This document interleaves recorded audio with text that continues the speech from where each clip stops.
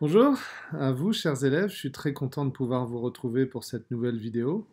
J'espère que vous allez bien, que vous pouvez vous mettre dans le rythme de cet enseignement à distance. C'est la deuxième semaine maintenant et je sais que vous faites beaucoup de progrès, mais nous sommes aussi conscients du nombre de défis que cela comporte et donc je voulais vous encourager toujours à continuer et vous féliciter pour votre travail.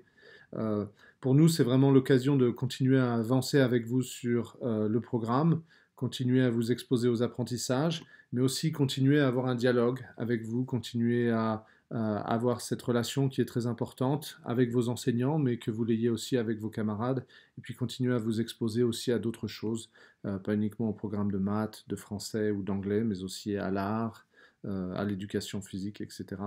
Moi, je suis ravi de vous retrouver, et puis c'est pour ça que je fais ces vidéos, de pouvoir avoir un dialogue avec vous, même si pour l'instant c'est plutôt moi qui parle.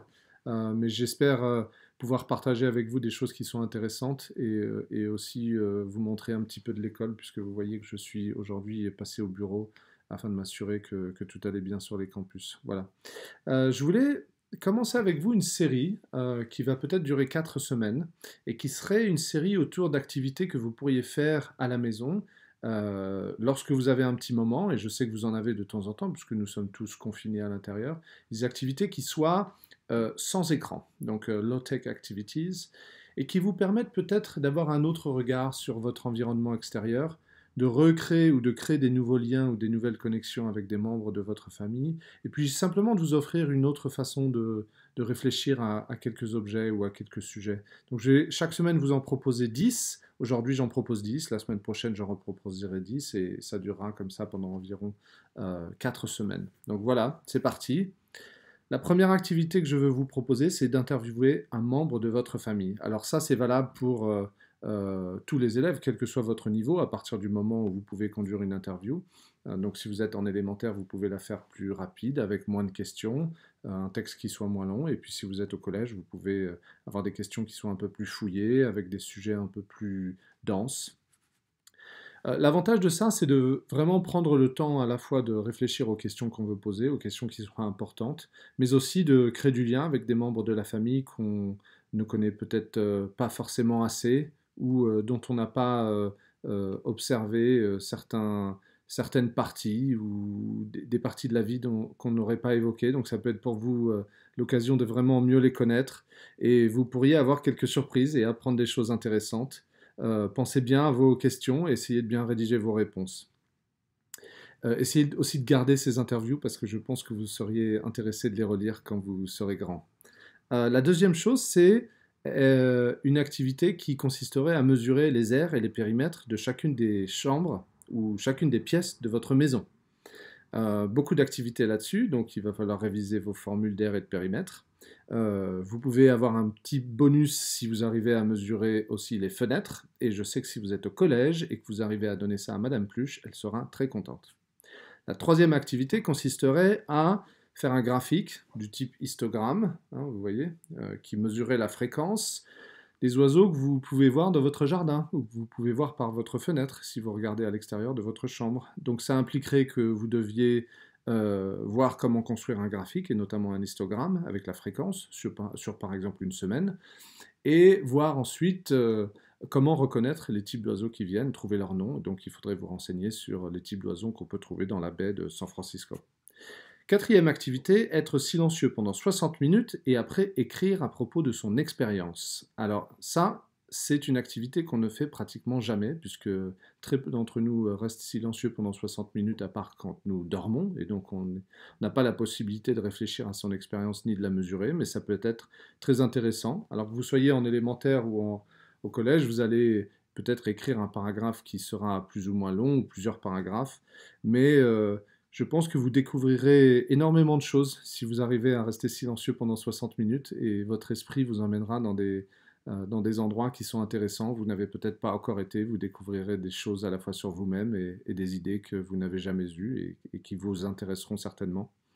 Cinquième activité, écrire une lettre à votre professeur. à votre directeur, à votre chef d'établissement, ou à vous-même, et vous l'envoyez par la poste, ou l'envoyez à cette personne par la poste. Et c'est toujours un plaisir de recevoir une lettre par la poste, et c'est toujours un plaisir d'avoir un échange épistolaire, comme on le dit en français, avec quelqu'un, et c'est toujours d'actualité. Nous l'avons fait quelques fois avec vos professeurs, nous envoyer des lettres en début d'année. On l'a fait 2 ou 3 années de suite, et c'était toujours un plaisir de recevoir en février ou en mars la lettre qu'on s'était écrite en août de l'année précédente. 6e activité, construire un fort. Alors c'est peut-être plutôt pour les élèves d'élémentaire, donc un fort, hein, vous voyez, une espèce de château fort, de fortification, avec des chaises, avec peut-être des couvertures. Camper dans ce fort et écrire des histoires à l'intérieur de ce fort, des fables, des histoires. Vous savez que les êtres humains adorent lire des histoires, qu'on leur raconte des histoires. C'est aussi très intéressant d'écrire des histoires. Donc, créez votre fort à histoire, votre château fort à histoire, et essayez d'écrire plusieurs histoires sur ce qui vous intéresse, peut-être l'histoire de ce château fort. La 7e activité, c'est d'apprendre le morse. Le morse, vous savez, c'est un moyen de communication qui utilise des sons comme ça, longs et courts, et en profiter pour communiquer avec vos frères et sœurs. Peut-être que vos parents ne comprendraient pas ce que vous êtes en train de dire, à travers les murs, à travers les sols, etc. Donc ça peut être très intéressant et assez amusant. La 8e activité, c'est de ranger par ordre alphabétique ce qui va se trouver dans un placard de votre cuisine. Donc ça peut être des épices, ça peut être des denrées alimentaires. Demandez l'autorisation à vos parents d'abord pour être sûr qu'ils sont d'accord. La 9e activité, c'est être capable de rester un petit peu éveillé le soir, même si je vous ai plutôt conseillé l'inverse la semaine dernière, parce que c'est important d'avoir un bon rythme de sommeil et de passer des bonnes nuits, notamment parce que beaucoup de notre attention est mobilisée en ce moment en raison du contexte. Mais peut-être rester tard une fois et regarder les étoiles, et essayer d'apprendre quelles sont ces étoiles, de penser à ce qu'elles vous évoquent, à quelles histoires vous pourriez raconter et à ce qui pourrait se passer là-haut. Je pense que ça peut être une très bonne façon de mobiliser son imagination et puis peut-être d'avoir envie de raconter des histoires. Et 10e et dernière activité, appelez un de vos grands-parents ou un proche de votre famille qui est plutôt âgé et demandez-lui ou demandez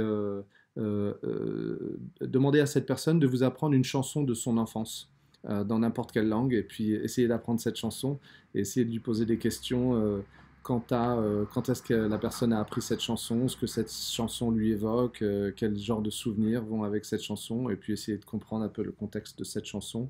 Et vous apprendrez bien des choses sur cette époque et bien des choses aussi sur les membres de votre famille. Voilà, j'espère que vous allez tous bien. Je vous encourage donc à continuer votre bon travail. Bravo, nous sommes vraiment, je vous le dis encore, très impressionnés, très fiers de ce que vous faites.